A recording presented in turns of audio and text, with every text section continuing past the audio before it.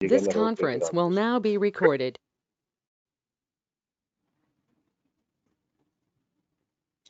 बिस्मिल्लाहिर्रहमानिर्रहीम। रब्बि इश्रह ली सदरी व यस्सिर ली अमरी वहलुल उक़दतम मिन लिसानी यफ़क़हू क़ौली। मेरा नाम डॉक्टर इमरान शहजाद है और मैं बाय प्रोफेशन चार्टर्ड अकाउंटेंट हूँ। आज हम जो टॉपिक डिस्कस करने जा रहे हैं उसके अंदर हम क्या क्या चीज़ें लर्न करेंगे। नंबर 1, आज हम उसमें ये सीखेंगे what is meant by total income. Total income किसको कहते हैं और इसके अंदर हम वो टैक्सेबल इनकम किसको कहते हैं।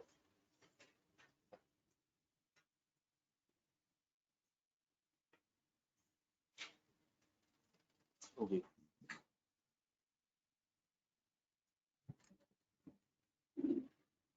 दूसरी चीज जो इसमें हम सीखेंगे वो है कि what is meant by taxable income.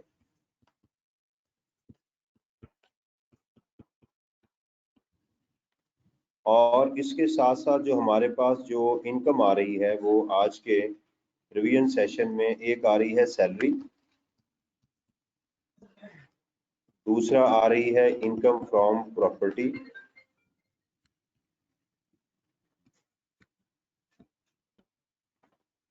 और तीसरा इसमें आ रही है हमारे पास कैपिटल गेन। और इसके साथ साथ आज हम एक और ट्रीटमेंट भी सीखेंगे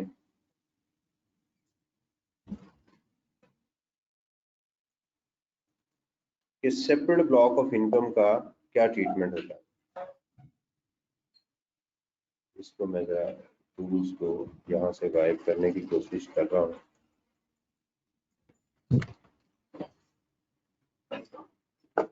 जी वालेकुम अस्सलाम। चला जाए भाई जी। इसके साथ ये जरा प्लीज यहाँ से कहीं चला जाइए। जी वालेकुम अस्सलाम।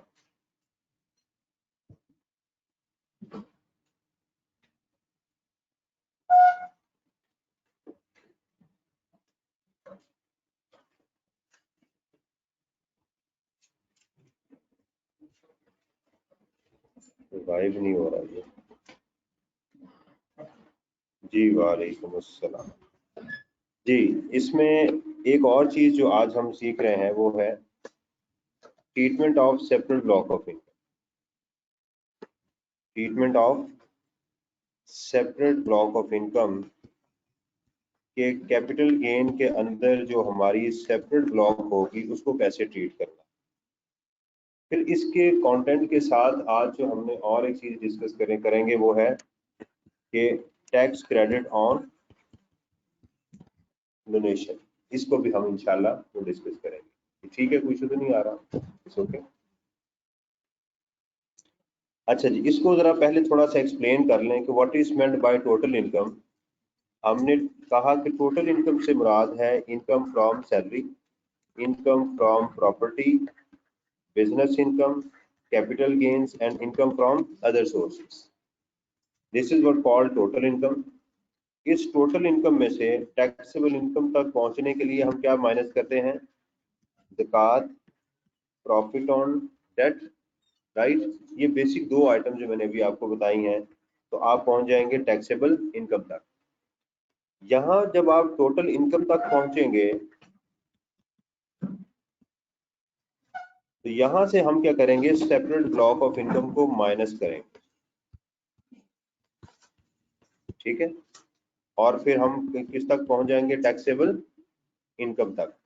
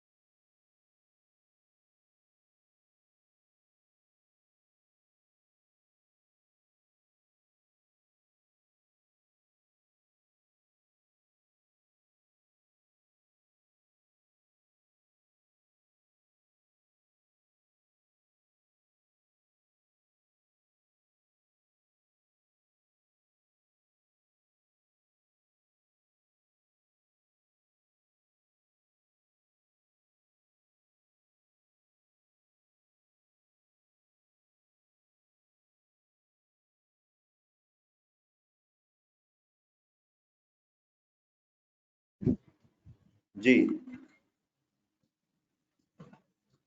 अगर ये आंसर 75% से ज्यादा है तो आप क्या है, सैलरीड होंगे, अदरवाइज नॉन सैलरीड होंगे। ये बात ध्यान में रखें। तो इससे हमें पता चला कि ये जो डिवाइड करना है टैक्सेबल इनकम के ऊपर, उसमें सेपरेट ब्लॉक की इनकम शामिल नहीं होगी। ज़कात, डोनेशन नहीं, बाकी चीजें माइनस करने के बाद हम यहाँ तक पहुंचे। उसके बाद हम अपना टैक्स कैलकुलेट करेंगे, जो भी स्लैब रेट्स होंगे, और ये स्लैब रेट्स आपको एग्जाम में मिल जाएंगे। यहाँ से हम जो है वो टैक्स क्रेडिट्स को माइनस करेंगे। एक टैक्स क्रेडिट जो डोनेशन है, आज जो हम करेंगे उसकी प्रैक्टिस, उसको माइनस करेंगे। ठीक है, ये टैक्स क्रेडिट माइनस करने के बाद जो नेक्स्ट स्टेप होगा कि इसमें हम ऐड करेंगे वो सेपरेट ब्लॉक ऑफ इनकम जो हमने यहाँ माइनस की थी उसका टैक्स, उसके टैक्स को यहाँ, यानी ये बात नोट करने वाली है, यहाँ से इनकम माइनस होनी है सेपरेट ब्लॉक की, और यहाँ उसका टैक्स ऐड होना है, tax on separate block of income, जो भी है, जितनी एक है, दो है, तो ये आएगी आपकी टैक्स लायबिलिटी।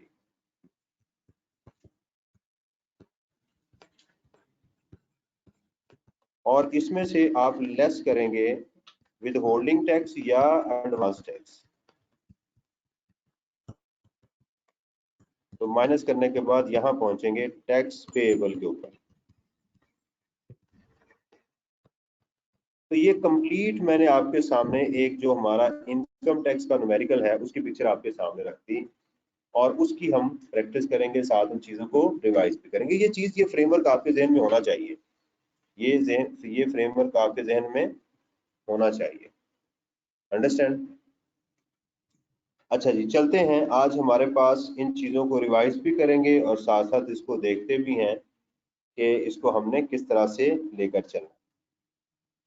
क्वेश्चन दे दीजिएगा मुझे।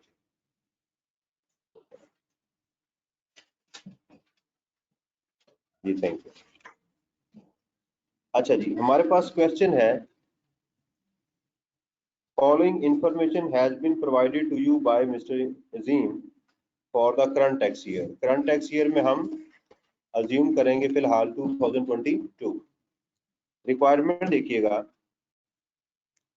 रिक्वायर्ड है, you are requested to compute his total income, taxable income, tax liability, right. अच्छा, एग्जामिनर क्या कर रहा है कि वो टैक्स लायबिलिटी, बाज बात उसने पूछा है कि टैक्स लायबिलिटी कैलकुलेट करें, और उस क्वेश्चन में एडवांस टैक्स हो तो वो टैक्स पेबल कैलकुलेट कर देता है। हालांकि उसके कैलकुलेट नहीं करना चाहिए, लेकिन आई कैप के जो पास पेपर्स हैं उसके अंदर ये काम वो कर रहा है। तो इसलिए हम अगर टैक्स पेबल तक भी चले जाएंगे तो कोई मसला नहीं होगा एज पर सजेस्टेड सॉल्यूशंस, क्योंकि टैक्स लायबिलिटी और टैक्स पेबल में फर्क है। टैक्स लायबिलिटी वो अमाउंट है जो आपने एफबीआर को देनी है, देनी थी, इसमें से एडवांस टैक्स माइनस करेंगे तो वो आ जाएगा आपका टैक्स पेबल। तो लेकिन एग्जामिनर ने ऐसे सॉल्यूशन में दिया हुआ है, लेकिन हमें उसको अलग से मेंशन कर देना चाहिए। नहीं जी, हमारे पास जो पहली चीज है वो है फ्रॉम पैकेजेस लिमिटेड, वो है एम्प्लॉयर। एक जगह पर वो जॉब करते हैं मिस्टर अजीम, और वहां से उनको ये चीज मिल रही है। बेसिक सैलरी है जी पर मंथ 100,000, मेडिकल अलाउंस है जी हमारा 50,000, कार फॉर पर्सनल यूज उसकी कॉस्ट गिवन है, और फ्री अकोमोडेशन इज प्रोवाइडेड। इसको पहले सीख लें कि जो हमारे पास बेसिक सैलरी होगी ये टोटली टैक्सेबल है, medical allowance is exempt up to 10% of the basic salary, और अगर आपको ये मेडिकल फैसिलिटी भी गिवन होगी तो फिर ये मेडिकल अलाउंस टोटली टैक्स हो जाएगा। उसके बाद है जी कार फॉर पर्सनल यूज, तो पर्सनल यूज के लिए क्या करते हैं, 10% लेंगे। अगर आपका परचेज एसेट है तो उसकी कॉस्ट का 10%, और अगर ये लीज एसेट है तो उसकी फेयर मार्केट वैल्यू का 10% आप लेंगे। ठीक है जी। Free accommodation is provided to him, अगर इसके रेंट गिवन हो, जो अकोमोडेशन दी गई है उसका रेंट गिवन हो, तो फिर हम क्या करते हैं कि उस रेंट को, उस घर के रेंट को कंपेयर करेंगे 45% ऑफ द बेसिक सैलरी। उसके साथ कंपेयर करेंगे विच एवर इज। अब जब एग्जाम में आपको सिर्फ ये दिया गया हो कि फ्री अकोमोडेशन गिवन, तो फिर हम क्या करेंगे, सिर्फ 45% ऑफ द बेसिक सैलरी उसकी सैलरी में ऐड करते हैं। ठीक है जी, तो ये एक छोटी सी इंफॉर्मेशन थी जो हमें यहाँ पर गिवन थी। आगे चलते हैं। अच्छा, अब सवाल ये है कि अगर एग्जाम के अंदर आपको इसके ज्वाइनिंग और रिटायरिंग डेट ना गिवन हो एम्प्लॉय की, अगर आपको ना बताया जाए किसने ज्वाइन कब किया और ये कब छोड़ के गया, तो आपने क्या करना है, पर मंथ अमाउंट को 12 से मल्टीप्लाई करना है। अज्यूम करेंगे कि वो 12 माह यहाँ रहा है। ठीक है जी, ये उसकी एक अजम्पशन ली जाएगी। ओके।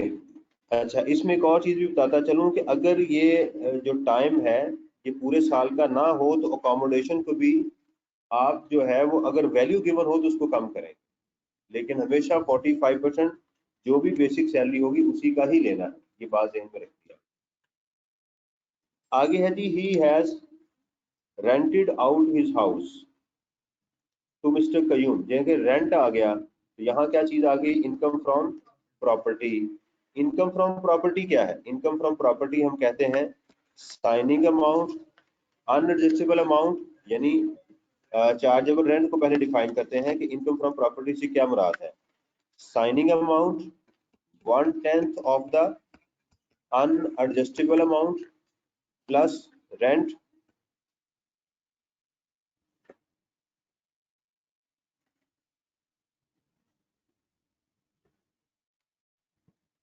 ठीक है जी। तो साइनिंग अमाउंट आ गई हमारे पास 1/10 ऑफ द अनएडजस्टेबल अमाउंट, ठीक है। रेंट आ गया एंड फॉरफिटेड डिपॉजिट, जो आप जमीन बेचते हैं उसके अगेंस्ट अगर आपने कोई एडवांस लिया हुआ है और आप पैसे वापस नहीं करते, इसको चार्जेबल रेंट कहेंगे। इसमें से आप अपने एक्सपेंसेस माइनस करेंगे तो हम इनकम फ्रॉम प्रॉपर्टी तक पहुंच जाए। ठीक है, तो हमने उसी पैरामीटर को ही देखना है। साइनिंग अमाउंट आज तक आपके एग्जाम में टेस्ट नहीं हुई। अच्छा जी, he has rented out his house, तो इसका मतलब ये हम चले गए इनकम फ्रॉम प्रॉपर्टी की तरफ।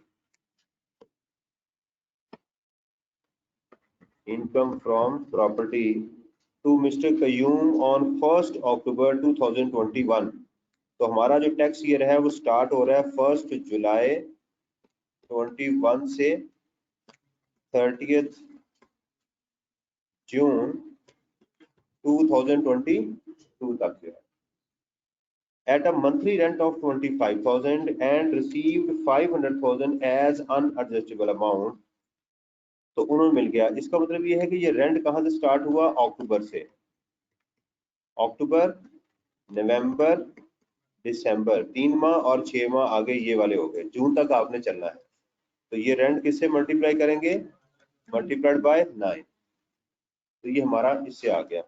और ये जो 5 लाख रुपया है इसका 1/10 हमने इसकी इनकम फ्रॉम प्रॉपर्टी में चार्जेबल रेंट में ऐड भी करना।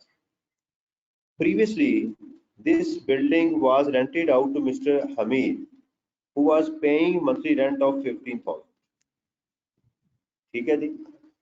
Mister Hamid vacated that building on 31st of July 21। तो ये पूरा महीना हमारे पास मिस्टर हमीद था, उसने बिल्डिंग खाली कर दी। इसका मतलब ये है कि हमें यहाँ पर 15,000 मिस्टर हमीद का रेंट भी मिला इस साल। तो 9 माह का रेंट हमें मिल गया कयूम से। तो हमारे 2 टेनेंट थे, हमीद प्लस कयूम, तो टोटल रेंट ये हमारा आ जाएगा। Agree. And receive 300,000 advance which he had paid 3 tax year back. और मिस्टर हमीद को हमने क्या कर दिया, कुछ पैसे वापस कर दिए। ये मेरे लैपटॉप पे खास पॉइंट है, जहां मैं क्लिक करता हूं तो ये उसको बंद कर देता है। ये देखिए, मस्तियां कर रहा है मेरे साथ जी। तो अब देखिएगा कि हमारे पास मिस्टर कयूम ने दिया हमें 5 लाख रुपया और मिस्टर हमीद को हमने 3 लाख रुपया वापस कर दिया। ये 3 लाख रुपया, ये सवाल नहीं है कि इसी 5 लाख में से दिया, अपनी जेब से दिया, बैंक से लोन लेके दिया, कहाँ से दिया, भाई इसका सवाल नहीं, बस पैसे वापस कर दिए।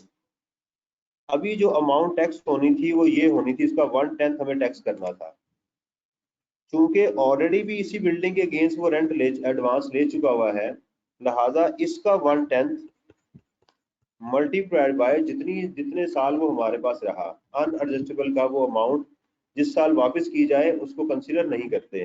तो 3 साल रहा तो वो हम इसमें से पहले लेस कर देंगे, जो आंसर आएगा फिर उसका 1/10 हमारी टैक्सेबल अमाउंट आएगी, जो बिल्कुल लेटेस्ट स्टैंडर्ड है उसकी अमाउंट को हम करेंगे। Detail of capital assets, assume all disposal took place on 1st June 2022। अब जरा कैपिटल एसेट्स को हम जरा थोड़ा सा इसमें एक्सप्लेन कर लें। हमारे पास जो कैपिटल एसेट्स हैं, हमें उनको क्या करना होता है, पहले एक्सप्लेन करना होता है उसकी कैटेगरी में।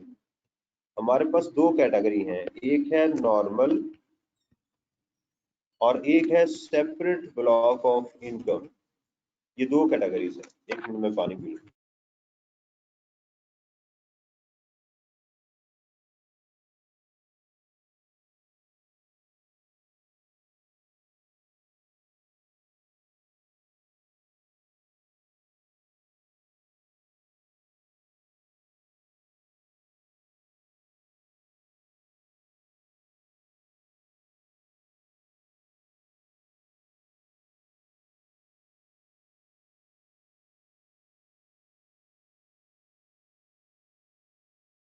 जी, हमारे पास जो नॉर्मल कैटेगरी है उसके अंदर 2 एसेट्स हैं। कुछ एसेट्स हैं जिसमें सिर्फ गेन हो सकता है और कुछ एसेट्स ऐसे हैं जिनमें गेन और लॉस दोनों हो सकते हैं। इसमें आपकी आ गई jewellery, painting, sculptures, first day cover, antiques, ये सारी आइटम्स आ गई। सेपरेट ब्लॉक ऑफ इनकम में 2 चीजें हैं, आपकी इमूवेबल प्रॉपर्टी और आपकी सिक्योरिटीज अंडर सेक्शन 37A, ये 2 चीजें आ गई। इमूवेबल प्रॉपर्टी का और सिक्योरिटीज की ये सेपरेट ब्लॉक में है अगर हमारे पास होंगी, और इस तरह ये है। इनका क्या असूल है, हमारी जो नॉर्मल आइटम्स हैं अगर इनका होल्डिंग पीरियड 1 साल से ज्यादा होगा तो हम इसका 25% एग्जेम्प्ट हो जाएगा, ठीक है। और सिक्योरिटीज, वो सिक्योरिटीज जो 1 जुलाई 2013 से पहले एक्वायर की जाएंगी वो एग्जेम्प्ट हो जाएंगी, ठीक है। और लैंड और बिल्डिंग, अगर इसका होल्डिंग पीरियड 4 साल से ज्यादा होगा, 4 ईयर से, तो ये भी एग्जेम्प्ट हो जाएगी। ये हमने चीजें जहन में रखनी, ठीक है जी। तो अब देखते हैं जो हमारे पास कैपिटल गेन है, जो कैपिटल एसेट्स हैं, प्राइवेट कंपनी शेयर। हम एक काम करते हैं, सबसे पहले इनको जरा आइडेंटिफाई कर लें। प्राइवेट कंपनी के शेयर कौन से हैं, नॉर्मल है, सेक्शन 37 के। शेयर इन एओपी नॉर्मल है, जिसमें गेन भी हो सकता है, लॉस भी हो सकता है। स्टॉक एक्सचेंज मेंबरशिप, ये भी नॉर्मल है। पोस्टेज स्टैम्प्स, ये हमारी स्पेशल आइटम्स हैं जिनमें सिर्फ गेन हो सकता है, लॉस नहीं हो सकता। कॉइन्स में गेन हो सकता है, लॉस नहीं हो सकता। ज्वेलरी में गेन होगा, लॉस नहीं हो सकता। सेल ऑफ बिल्डिंग में लॉस भी हो सकता है, गेन भी हो सकता है। और ये क्या है, हमारी सेपरेट ब्लॉक ऑफ इनकम की आइटम है। प्लस अगर इसका होल्डिंग पीरियड 4 साल से ज्यादा हुआ तो ये एग्जेम्प्ट हो जाएगी। पैकेजेस लिमिटेड के जो शेयर्स हैं, ठीक है, ये हमारी सिक्योरिटीज में कहलाती हैं, ठीक है। लिस्टेड कंपनी है ना, तो लिस्टेड कंपनीज क्या होती हैं, सिक्योरिटीज कहलाती हैं। पब्लिक कंपनी, सिक्योरिटी से क्या मुराद है, सिक्योरिटी से क्या मुराद है, पब्लिक कंपनी के शेयर्स, ठीक है। मुदारबा सर्टिफिकेट्स, पीटीसीएल वाउचर्स, ठीक है। रिडीमेबल कैपिटल, डेरिवेटिव्स एंड पेमेक्स की जो हमारी प्रोडक्ट हैं वो डील, उन सबको सिक्योरिटीज कहते हैं, ठीक है। इन सबको सिक्योरिटीज कहते हैं 37A। पीटीसीएल वाउचर्स जो है हमारे पास, ये भी क्या है, सेपरेट ब्लॉक ऑफ इनकम, ठीक हो गया जी। अब ये जो आइटम सेपरेट ब्लॉक को अगर निकाल दें, ये सेपरेट ब्लॉक को अगर हम अलग कर लें, ये जो बाकी तमाम आइटम्स हैं अगर इनका होल्डिंग पीरियड 1 साल से ज्यादा होगा तो क्या होगा 25% एग्जाम्प्ट होंगी। अच्छा, इनको बाद में क्वेश्चन में से माइनस नहीं करना, ये आइटम्स को, ये सिर्फ क्वेश्चन में रहेंगी। लेकिन ये जो आइटम्स हैं इनका जो गेन है वो हमारे पास क्या होगा, इनको हम क्वेश्चन में टोटल इनकम में से माइनस करेंगे। क्या करेंगे, इनके टोटल इनकम में से क्या कर देंगे, इनको सेपरेट ब्लॉक को माइनस करना है। ये सेपरेट ब्लॉक ऑफ इनकम है, इसको माइनस करेंगे इसके गेन को। अच्छा जी, अब देखिएगा his taxable business income is 350,000, इसकी कैलकुलेशन हमसे नहीं मांगी गई। ठीक है, during the year he received a house as a gift from his father, उसको अपने बाप से गिफ्ट मिल गया, तो गिफ्ट का मिलना टैक्सेबल नहीं है, इसका कोई इम्पैक्ट नहीं होता। The fair market value of the house, ये लिखना था, at the transfer was ₹100 million, जब उसको मिला तो उस वक्त घर की वैल्यू कितनी थी, 100 मिलियन थी। This house was purchased by his father eight ₹10 million, 10 million थी। आगे खामोशी है, तो लिहाजा इसका कोई ट्रीटमेंट नहीं होगा। ये सिर्फ ऐसे ही भी कैपिटल एसेट मिलने का कोई ट्रीटमेंट नहीं है, जब तक डिस्पोजल नहीं होगी तो कैपिटल गेन जनरेट नहीं होगा। इसलिए हमें उन लाइंस को भी सीखना है जिनका कोई इम्पैक्ट नहीं होना, जो सिर्फ कंफ्यूजिंग है, जो शैतानी सोच है, उसको भी हमने अलग करना है। समझ आ गई है। During the period he paid zakat 150 to his relatives, no treatment, इसका सिर्फ सवाब मिलता है। क्या मिलता है, इसका सवाब मिलेगा, इसका टैक्स वाले कोई फायदा नहीं देते। And paid 25,000 as donation to an institution listed under class 61 of the second schedule, इसका हम टैक्स क्रेडिट कैलकुलेट करेंगे। ठीक है, इसका टैक्स के साथ ताल्लुक है, पहले आइडेंटिफाई करें इस लाइन का ताल्लुक टैक्स के साथ है। Tax deducted from his cell phone was 25,000। ठीक है, ये एडवांस टैक्स है, इसका ताल्लुक भी टैक्स के साथ है। ठीक है जी, तो ये हमारा एक क्वेश्चन था जिसको अब हम सॉल्व करेंगे और देखेंगे कि इसका टैक्स लायबिलिटी तक कैसे चलेंगे। अब देखिएगा कि इसके अंदर हमारे पास क्वेश्चन में सैलरी इनकम आ गई, इनकम फ्रॉम प्रॉपर्टी आ गई, बिजनेस इनकम आ गई, कैपिटल गेन आ गया। ज़कात है लेकिन उसको हम लिखेंगे नहीं। ठीक है, और इसमें से हम सेपरेट ब्लॉक ऑफ इनकम को जो ऊपर आई वो माइनस करेंगे, तो टैक्सेबल इनकम तक आ जाएंगे। ठीक है, तो एक बड़ा अच्छा क्वेश्चन जो कि हमारी फुल फ्लैज एक प्रैक्टिस करवा देगा, उस तक हम पहुंच जाएंगे। यानी ये अब एक इसी पैटर्न के ऊपर हमारे सारे क्वेश्चन वो सॉल्व होंगे, यहाँ पर भी और फाइनल में भी, दोनों लेवल्स के ऊपर आपके ये होंगे। अब ये क्वेश्चन जो है ये आपको मैंने गूगल लिंक शेयर किया हुआ है, उसमें भी पड़ा हुआ है, आप उसके अंदर जो गूगल डॉक्यूमेंट्स में से आप इसको डाउनलोड भी कर सकते हैं। ठीक है, आप इसको बेशक चाहें तो यहाँ इसका स्क्रीनशॉट भी ले सकते हैं आप। चलें जी, अब इसके सोल्यूशन की तरफ चलते हैं। कैलकुलेटर ये सॉल्व करते जाइए। अच्छा जी, अब इसके सोल्यूशन में हमने एग्जाम में क्या करना है, सबसे पहले क्या करना है, घबराना नहीं है आपने, सबसे पहले तो आपने घबराना नहीं है और इसको सॉल्व करना है। हम इसका नाम लिखेंगे मिस्टर अजीम। ठीक है, resident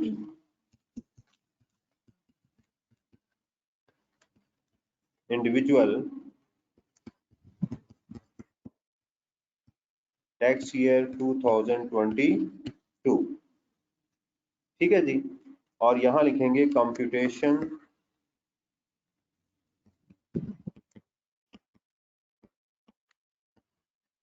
of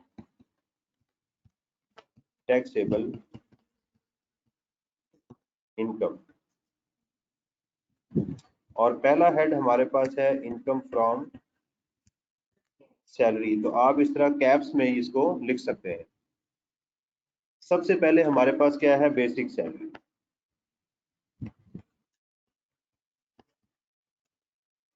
which is 100,000 into 12। यहाँ वर्किंग में आप के लिख सकते हैं, एग्जामिनर भी लिख देता है, तो हमारे पास आंसर आ गया जी 1.2 मिलियन।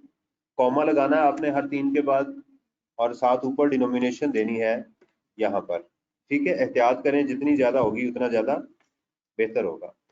बेसिक सैलरी जी, उसके बाद आ गया जी हमारे पास मेडिकल अलाउंस,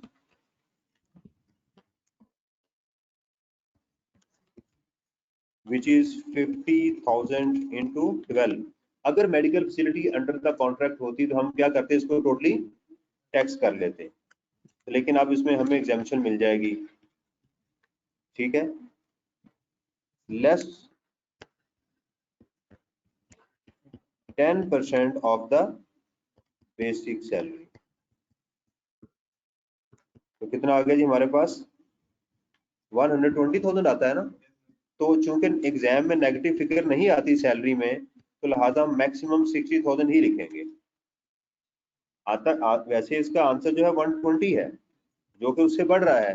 तो चूंकि हम सैलरी में नेगेटिव अमाउंट नहीं लिखते, तो लिहाजा हम यहाँ पर 120 नहीं लिखेंगे। हाँ, अगर यहाँ पर मेरे पास अमाउंट होती 150 की, तो फिर मैं 120 लिखता, क्योंकि नेगेटिव नहीं लिखनी। मैंने 120 की बजाय 60 क्यों लिखा, क्योंकि सैलरी में नेगेटिव अमाउंट नहीं आती। तो मैक्सिमम,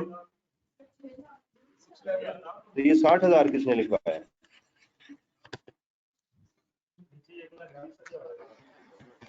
चलें, कॉन्सेप्ट समझाने के लिए 60,000 लिखा गया था, ऐसे ही है।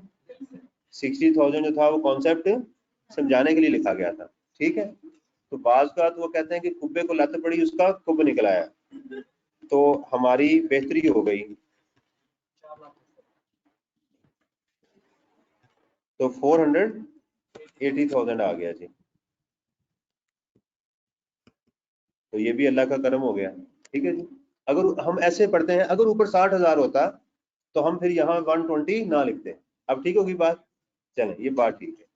उसके बाद है जी कार। कार बिजनेस के लिए होगी तो कोई ट्रीटमेंट नहीं करना आपने।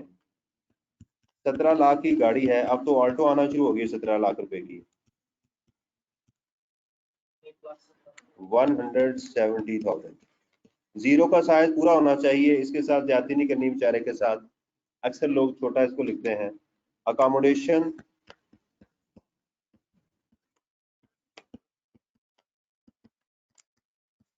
45% ऑफ।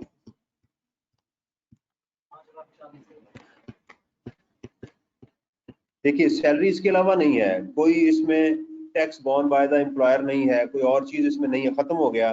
तो आपने एग्जाम में इसको सिंगल लाइन से क्लोज करना है। ठीक है, इसको बोलेंगे टैक्सेबल सैलरी।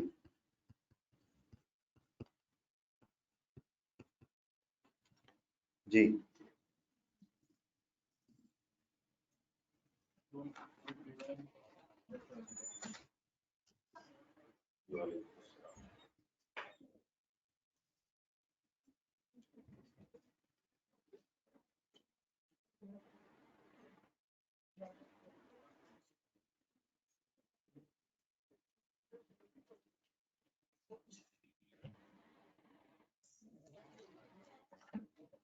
जी 239, ठीक हो गया जी। ये ठीक है, 2.39 मिलियन। अच्छा जी, अब हमारे पास क्या है, इनकम फ्रॉम प्रॉपर्टी।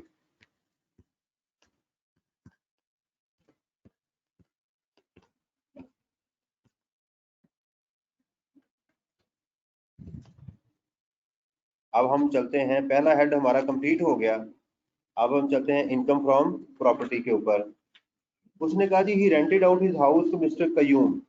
अब पहले रेंट लिखें, एग्जाम में सबसे पहले क्या लिखा करें, रेंट। रेंट पहले आया हमें कयूम से, क्यों नहीं एग्जाम में लिखना, एब्रीवेशन से एक्रोनिम से अवॉइड किया करें।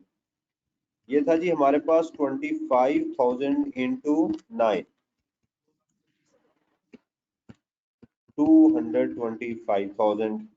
और उससे पहले हमारे पास था हमीद,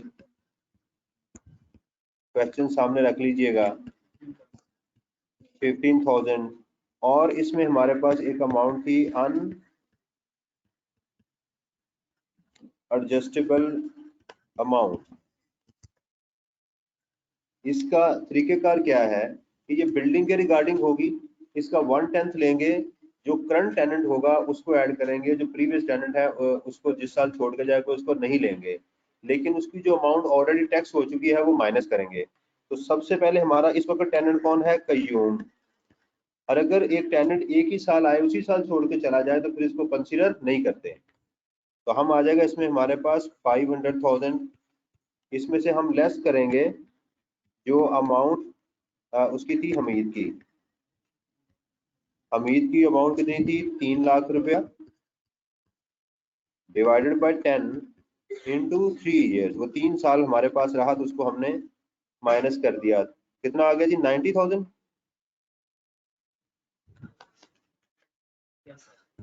90,000 हमने लेस किया, इसको कहते हैं ऑलरेडी टैक्स्ड। तो हमारे पास नई अमाउंट आ गई, जो टैक्सेबल थी वो 410 थी, इसका 1/10। तो 2 टेनेंट है ना, याद रखें, तो 2 दफा 1/10 करना है। ठीक है, ये बात ध्यान में रखनी है। पिछले के साथ भी 1/10 लगेगा, इस वाले के साथ भी 1/10 लगेगा, उसकी अमाउंट को माइनस करके। तो कितना आ गया? 41,000 आ गया। इसके अलावा तो कोई और अमाउंट नहीं है इसमें। चलें जी, ये इसको बोलते हैं चार्जेबल रेंट। क्या बोलते हैं?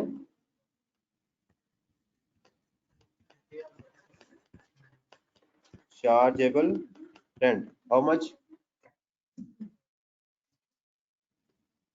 ये 3 शिफ्ट आएंगे, ये तुमने पहले कैलकुलेट कर लिया, आगे बता दें आप। यहाँ 1 आना चाहिए। चले, तो 4 फिगर मैंने लिख दी, बाकी 2 आपने बता दें। अब इसमें से एक्सपेंस माइनस करने हैं। क्या करने? एक्सपेंस से माइनस करने हैं। अगर तो ये लिखा हो एग्जाम में प्रॉपर्टी या बिल्डिंग, तो आपने आंखें बंद करके रिपेयर माइनस करनी है। आंखें बंद करके नहीं लिखना इसको।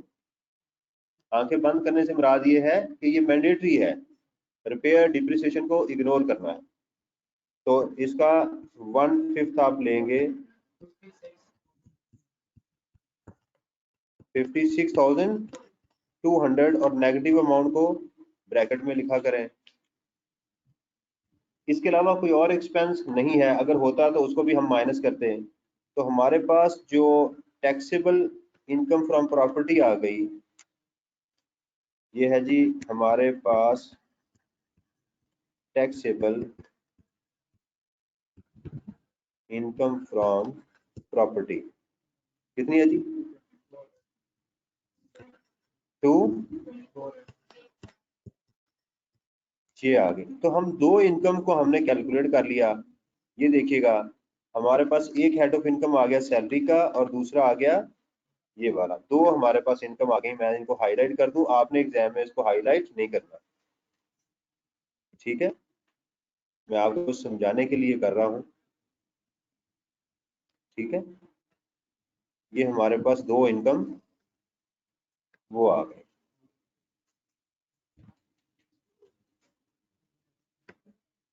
तो ये मैं आपको जरा पिक्चर दिखा दूं कि अभी तक हम यहाँ पहुंचे हैं। इनकम फ्रॉम सैलरी और इनकम फ्रॉम प्रॉपर्टी को हमने हल कर लिया। ठीक है जी। अब आ गया जी कैपिटल गेन। ठीक है, अब आ गया हमारे पास कैपिटल गेन।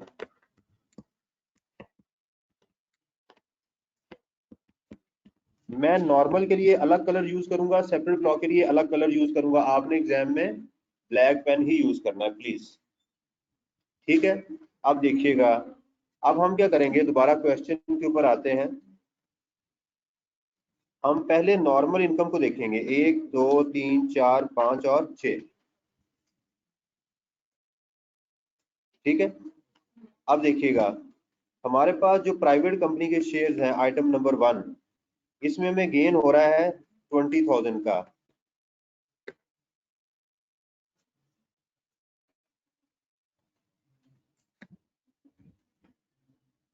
सिस्टम थोड़ा सा स्लो है बेचारा। ठीक है जी, 20,000 का, और होल्डिंग पीरियड कितना है? 3 मंथ। तो सारे का सारा टैक्स हो जाएगा। शेयर इन एओपी, गेन कितना है जी दोनों में? 300,000 का। होल्डिंग पीरियड कितना है? 1 साल से ज्यादा। तो 25% एग्जाम्प्ट होगा, 75% टैक्स हो जाएगा। मैं स्टॉक एक्सचेंज मेंबरशिप गेन कितना है 1 मिलियन का, होल्डिंग पीरियड 1 साल से कम है तो टोटल टैक्स हो जाएगा। उसके बाद देखिएगा पोस्टेज स्टैम्प्स गेन कितना है 80,000 का, होल्डिंग पीरियड 1 साल से ज्यादा है तो 25% एग्जाम्प्ट होगा, यानी 75% टैक्स होगा। आगे चलें, कॉइन्स है, कॉइन्स में लॉस हो गया, कॉइन्स में लॉस हो गया तो लिहाजा इसको कंसिडर नहीं करेंगे। उसके बाद है जी हमारे पास ज्वेलरी, ज्वेलरी में गेन हो गया हमें 1 लाख रुपए का और 1 साल से ज्यादा है तो इसका 25% एग्जाम्प्ट यानी 75% टैक्स हो जाएगा। अब आ जाए बिल्डिंग के ऊपर, बिल्डिंग का हमें गेन कितना हुआ है 10 मिलियन का, होल्डिंग पीरियड 1 साल से ज्यादा है, इस सेपरेट ब्लॉक की आइटम है, 1 साल तक 100% और 1 साल के बाद 25% एग्जाम्प्ट, तो कितना हो गया 70 टैक्सेबल। सेपरेट ब्लॉक की आइटम है, माइनस कर देंगे। पैकेजेस लिमिटेड कंपनी के शेयर्स हैं, गेन कितना हुआ हमें 50,000 का, ठीक है, तो इसका कुछ नहीं करना, इसका 25% याद रखें। सिक्योरिटीज के ऊपर आपने टैक्सेबल इनकम में आगे परसेंटेज नहीं मेंशन करनी, या तो ये एग्जाम्प्ट होगी या टैक्सेबल होगी, ये बात जहन में रखनी है, यहाँ गलती नहीं करनी है आपने सिक्योरिटीज के साथ। अब ये सिक्योरिटीज कौन सी हैं जो अगर 1 जुलाई 2013 से पहले वाली एग्जाम्प्ट होंगी, तो हमें नजर आ रहा है कि ये सिक्योरिटीज उसके बाद परचेज की गई हैं तो टोटली टैक्स होगी। उसके बाद इधर आ जाएं, पीडीसीएल वाउचर्स, ये भी हमें 150,000 है और ये भी 1 जुलाई के बाद परचेज की गई हैं, ये भी टोटली टैक्स होंगी। तो इन तीनों अमाउंट को पहले टैक्सेबल इनकम में लिखेंगे, बाद में माइनस कर देंगे। Is it clear? पहले टैक्सेबल इनकम फिर बाद में माइनस करके टैक्स करना है। तो सेपरेट ब्लॉक ऑफ इनकम का डबल ट्रीटमेंट होगा। नंबर 1, इन आइटम्स को क्या करेंगे, पहले लेस करेंगे इनकम में से और फिर टैक्स में जाके इनका टैक्स ऐड करेंगे। इनकम माइनस होगी, टैक्स ऐड होगा, उस इनकम को दोबारा ऐड नहीं कर देना गलती से, ये बात जहन में रखनी है। माइनस कहाँ से होगी, टोटल इनकम में से। टैक्स ऐड कहाँ होगा, टैक्स क्रेडिट के बाद। लोकेशन देखिएगा, कन्फर्म हो गया, ठीक है। चलो,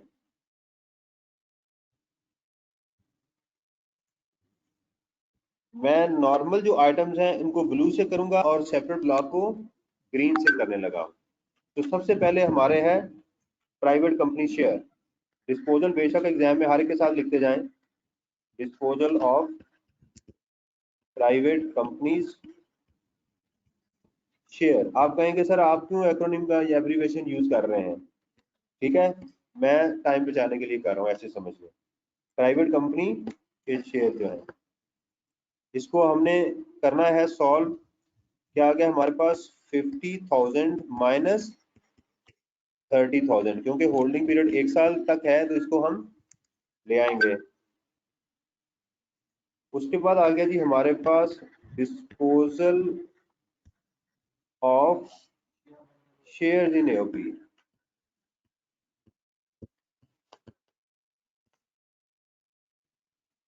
$700,000 माइनस 400,000 इंटू 75%, 3 लाख गेन हो गया, 25% एग्जेम्प्ट हो गया, तो बाकी कितना हो गया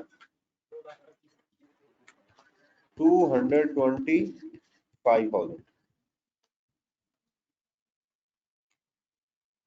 अच्छा जी, उसके बाद है disposal of stock exchange membership.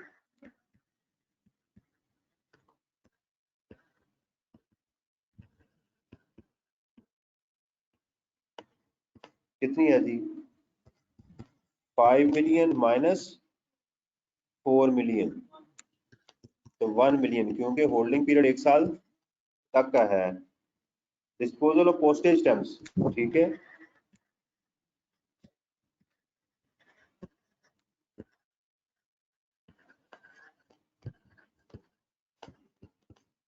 कितना है जी 100,000 माइनस 20,000 और होल्डिंग पीरियड कितना 1 साल से ज्यादा है तो क्या करेंगे 75%, कितना आ गया 60,000।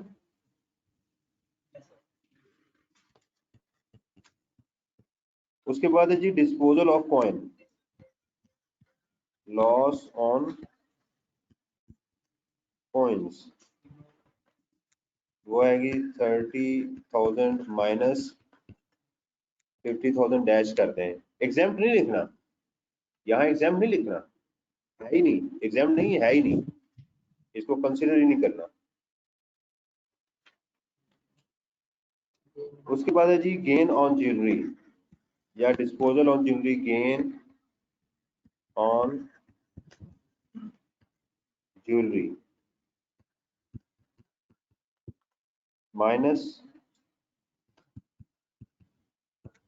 जी होल्डिंग पीरियड कितना है, 1 साल से ज्यादा है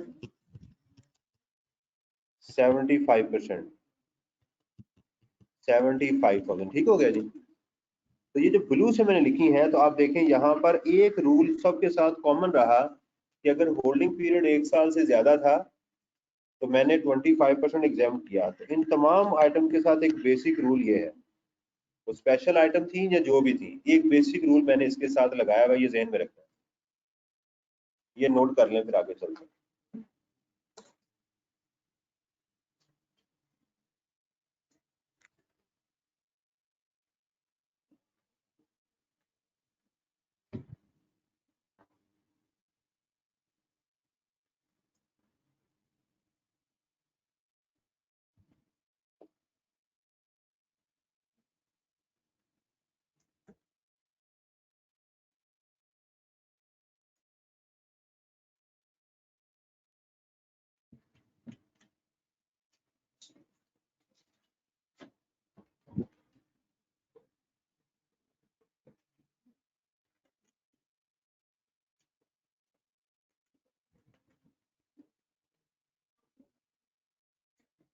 चलें जी, नोट कर लिया जी। अब चलते हैं हम सेपरेट ब्लॉक ऑफ इनकम के ऊपर।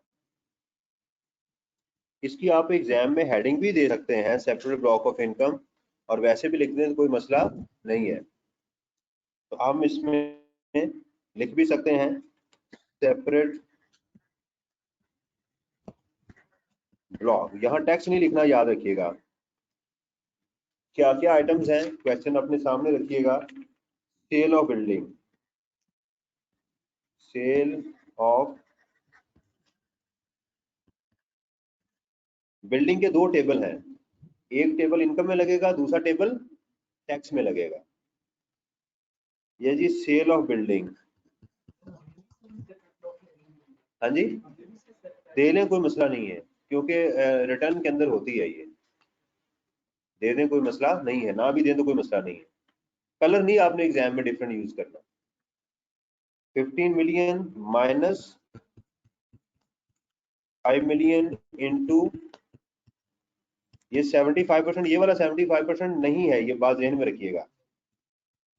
ये टेबल गिवन है, 1 साल के बाद इमूवेबल प्रॉपर्टी कितनी होती है 75% टैक्स, 1 साल के अंदर 100%, 1 साल के बाद 75%, 2 साल के बाद 50%, 3 साल के बाद 25%, 4 साल के बाद एग्जेप्ट।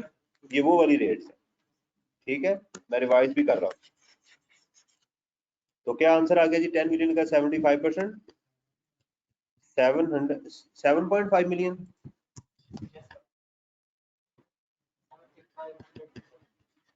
$7.5 million, agree.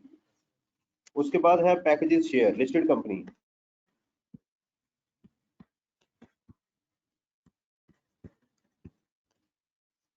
$125 माइनस 75, इसके साथ परसेंटेज कतन नहीं लगानी, ये बात याद रखें। सिक्योरिटीज के साथ एग्जाम में टैक्सेबल इनकम में परसेंटेज नहीं लगानी, या तो टैक्सेबल होगी या एग्जाम्प्ट होगी। उसके बाद है जी पीटीसीएल वाउचर, जी ये बार बार गलत अमाउंट लिखवाते हैं आप मुझे। पीटीसीएल वाउचर्स एग्जाम में नहीं गलत करना, ये मैं आपको बता दूं। ठीक है, ठीक हो गया जी। तो ये हमारे पास आ गया G capital gains. Capital gain, बेशक यहाँ भी सेपरेट ब्लॉक को अलग कर सकते हैं आप, दूसरे को अलग करके सब टोटल 2 कर सकते हैं। टोटल भी चाहे कर दें तो उसमें कोई मसला नहीं होगा। टोटल बताइएगा जी।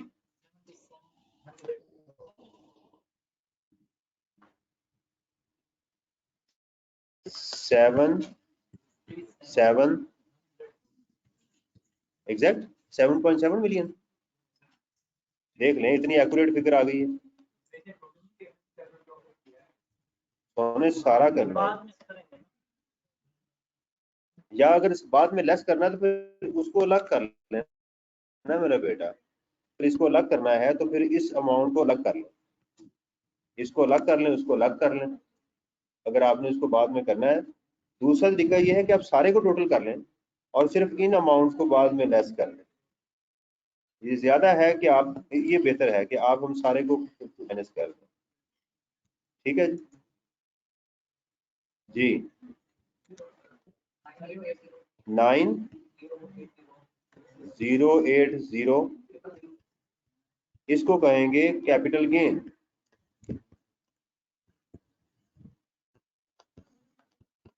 ठीक है जी, कैपिटल गेन तक आ गए।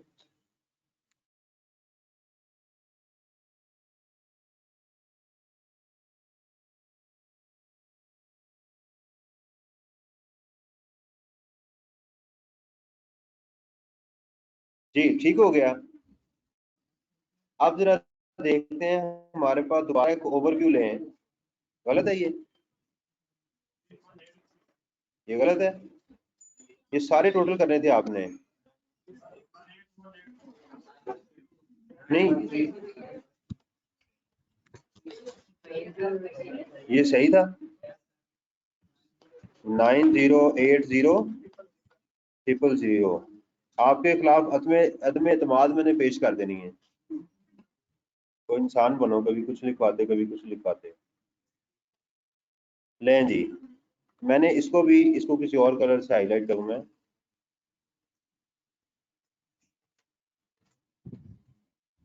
इससे करता हूं। तो ये देखिएगा, हमारे पास टोटल इनकम में ये अब 3 आ गई। मैं थोड़ा सा आपको जूम आउट करके दिखा रहा हूँ।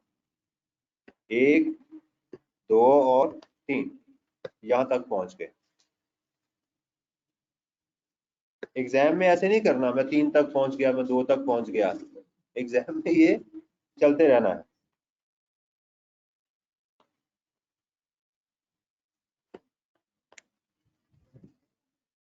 चलें जी। तो उसके बाद अभी हमारे पास क्या आ गया, बिजनेस इनकम। उसकी कैलकुलेशन हमसे नहीं करवाई गई।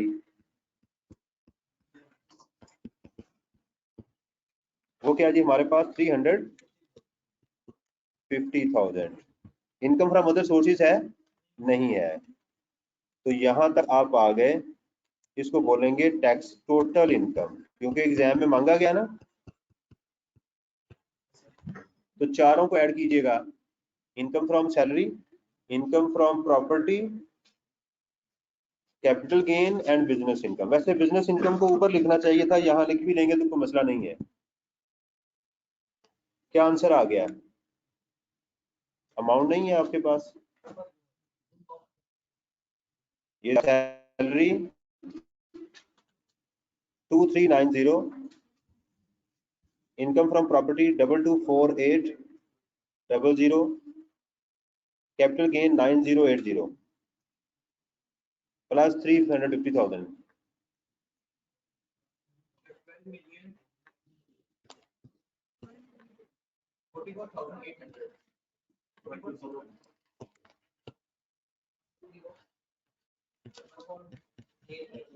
एट डबल जीरो, ठीक हो गया ना। अब यहाँ लिखेंगे ज़कात टू रिलेटिव्स,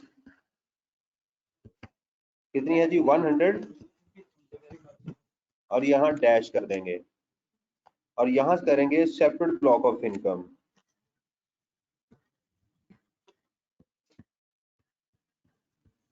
और हम चारों जो हैं ये वाली इन तीनों को अगर इनकम फ्रॉम प्रॉपर्टी में गोल्डन हैंडशेक भी हो और आपने माइनस करना हो उसको भी कर देंगे, ये ऑप्शनल नहीं है, ये माइनस करनी है। 7.5 50 150, तो यहाँ आप लिख दें 7.5 मिलियन प्लस 50,000 प्लस 150,000, ये हो जाएगा 7.7 मिलियन।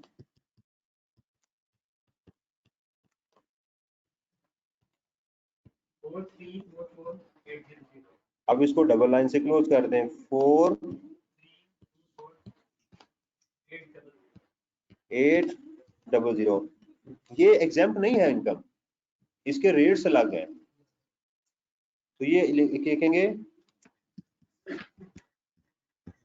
टैक्सेबल इनकम, ब्रैकेट में लिख दें बेशक अदर देन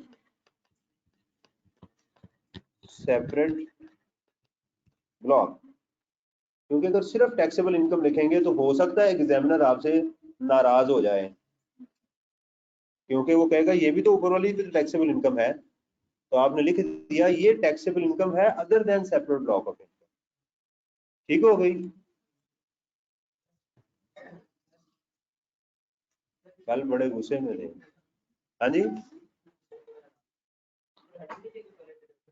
दे दें, वो कह रहे हैं यहाँ हेडिंग दे दें डिडक्टेबल अलाउंस की, तो फिर सेपरेट ब्लॉक चूंकि आ रही है ना, इसलिए मैंने खाली सिर्फ उसकी हेडिंग नहीं दी, मैंने डिडक्टेबल अलाउंस की हेडिंग दे सकते हैं, क्योंकि सेपरेट ब्लॉक भी है इसलिए मैंने हेडिंग नहीं दी, बस यहाँ से लिख दें एग्जाम में लेस, एग्जामिनर अक्सर नहीं देता, हेडिंग नहीं देता, आप लिख दें कोई मसला नहीं है। डोनेशन तो बेटा टैक्स में माइनस होनी है ना, वो टैक्स लाइबिलिटी में से माइनस हो, उसमें टैक्स में से माइनस होनी है, डोनेशन यहाँ से माइनस नहीं होनी, याद रखिएगा, अगर किसी किताब में लिखा हुआ है तो गलत लिखा हुआ है। अच्छा जी, अब आ जाए टैक्सेशन के ऊपर, अब देखना है सैलरीड है या नॉन सैलरीड है। देखिएगा हमारी सैलरी कितनी है 2390, 2390, तो हम ये एग्जाम में लिखने की जरूरत नहीं है, बस कैलकुलेटर पे कर सकते हैं, 2390,000 डिवाइडेड बाय 4344,800, ये वाली जो अमाउंट है इस पे डिवाइड करना है, कितना आ गया, तो नॉन सैलरीड हुआ ना, तो बस आपने यहाँ पर लिख देना है एग्जाम में नॉन सैलरीड, अब इसके ऊपर रेट अप्लाई करना है, तो एग्जाम में आपको रेट्स मिल जाएंगे, मैं भी आपको दिखा देता हूँ रेट्स, ये रेट्स आपके पास एग्जाम में मौजूद होंगे, तो 4.3 मिलियन देखते हैं कहाँ फॉल कर रहा है, नॉन सैलरीड केस के अंदर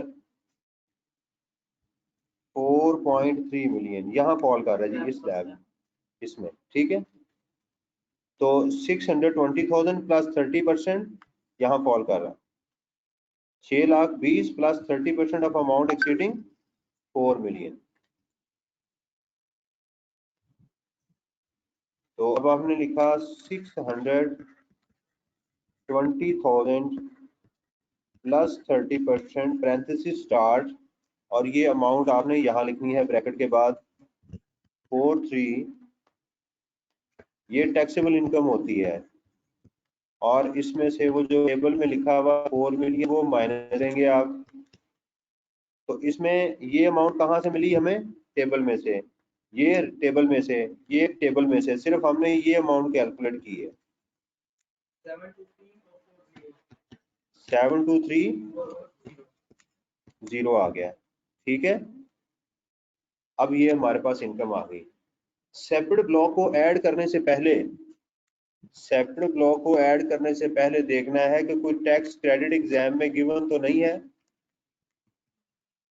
एक क्रेडिट गिवन है वो है डोनेशन, क्या है, तो वो पहले लेस कर देंगे, लेस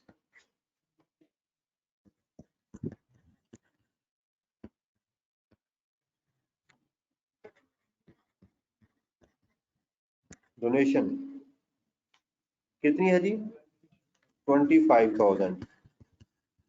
अब इसका फार्मूला क्या सुनिएगा, ये जो आपका टैक्स है इसको आप डिवाइड करेंगे टैक्सेबल इनकम पे और मल्टीप्लाई कर देंगे डोनेशन के साथ। ये formula, tax divided by taxable income multiplied by donation. आसान है ना? नहीं है? अच्छा, तो अब हम चलते हैं, यानी दूसरे अल्फाज में ये अमाउंट आपको यहाँ भी नजर आ रही है, ऐसे भी कर सकते हैं। तो ये आ गई हमारे पास 7D4404344800 इंटू 20। बस ये देख लीजिएगा ये अमाउंट इसका 30% से ज्यादा ना हो। नजर आ रही है? ज्यादा नहीं है। आप चाहें तो एग्जाम में यहाँ अंग्रेजी में लिख सकते हैं विदन लिमिट।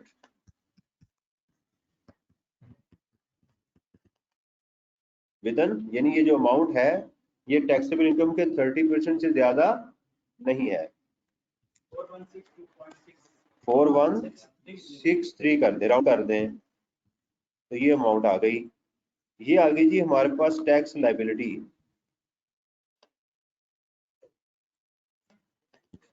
नहीं, ये टैक्स अभी नहीं आई, इसमें सेपरेट ब्लॉक को ऐड करना है। लिख सकते हैं tax liability other than separate block of income, लेकिन आप कुछ ना लिखें, फिलहाल इसको माइनस करें। 719,277 और अब इसमें करेंगे ऐड। सेपरेट ब्लॉक नहीं लिखना, ये बात गलत कर जाएंगे। अगर यहाँ आप लिखते हैं ना add separate block of income, तो लफ्ज असूलन गलत नहीं होगी कोई चीज, आपके जहन में जो है ना वो फतूर पैदा हो जाएगा, शैतानी सोच पैदा हो जाएगी कि इसमें मैंने सेपरेट ब्लॉक को ऐड करना है, गलती से फिर उसको ऐड कर देंगे। वहां लिखें less separate block of income, यहाँ लिखें add tax on separate block of income. जितना फेथ ईमान मजबूत होगा उतना पास होने के चांसेस बढ़ जाएंगे। तो लिखें add tax on separate block. ठीक है जी। तो हमारे पास क्या थी? बिल्डिंग।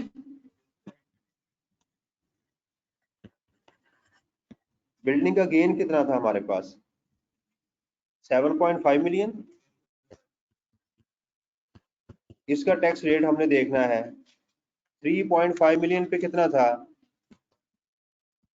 नहीं, 5 मिलियन पे 3.5% था। ठीक है, किताब में से देख लीजिएगा।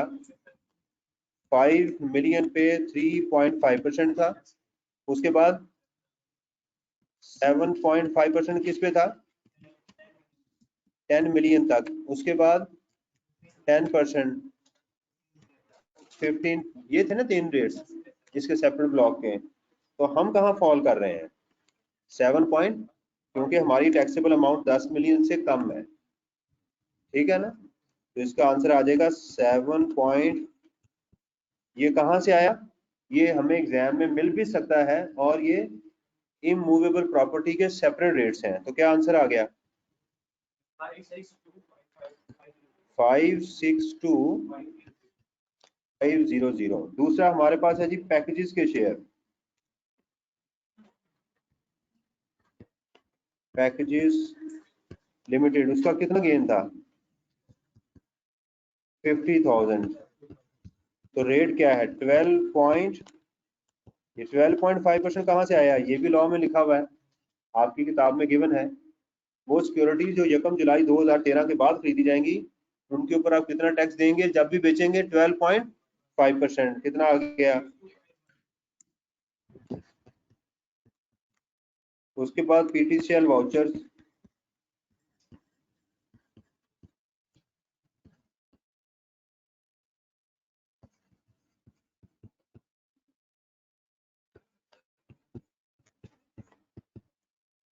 ओहो, टैक्स इसका लेना है। देखा ना, गलत कर रहे थे आप। इसकी टैक्सेबल अमाउंट कितनी है? 100। देखिए मैं चार्टर्ड अकाउंटेंट हूँ, तो बात ध्यान में रखनी है। मैं 2 + 2 10 कर दूं, 8 कर दूं, 9 कर दूं, मैंने सिर्फ आई कैप को हर साल फीस देनी है, मैं चार्टर्ड अकाउंटेंट ही रहूंगा इंशाल्लाह। कितना आंसर आ गया?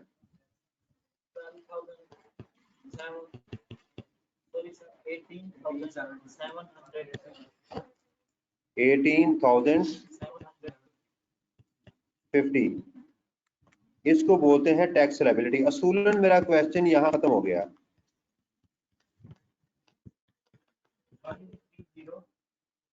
130, ठीक है, इसमें आपने ये सारी अमाउंट्स ऐड करनी थी, लेकिन मैंने कहा कि मैंने एक आई कैप का सोल्यूशन देखा, उसके अंदर उसने एडवांस टैक्स माइनस किया हुआ है, तो आप इसको माइनस कर सकते हैं, लेकिन उसने मांगी टैक्स लायबिलिटी हुई है। ठीक है, टैक्स लायबिलिटी मांगी हुई है, यहाँ तक आप रुक सकते हैं एग्जाम। लेकिन अगर लेट्स सपोज कि टैक्स पेएबल होता तो फिर हम क्या करते हैं, यहाँ से एडवांस टैक्स किस पे था, वो सेल फोन पे कितना था, वो माइनस करेंगे तो टैक्स पेएबल आ जाएगा 1281,777। इसमें लिखेंगे आप टैक्स पेएबल विद रिटर्न। तो ये था जी हमारा क्वेश्चन, जिसमें हमने total income, taxable income, total income से हम टैक्सेबल इनकम तक पहुंचे, टैक्सेबल इनकम से हम टैक्स तक पहुंचे, फिर इसमें टैक्स क्रेडिट कैलकुलेट किया, इसमें हमने ऐड किया tax on separate block of income, और उसमें से हमने लेस किया विद होल्डिंग टैक्स।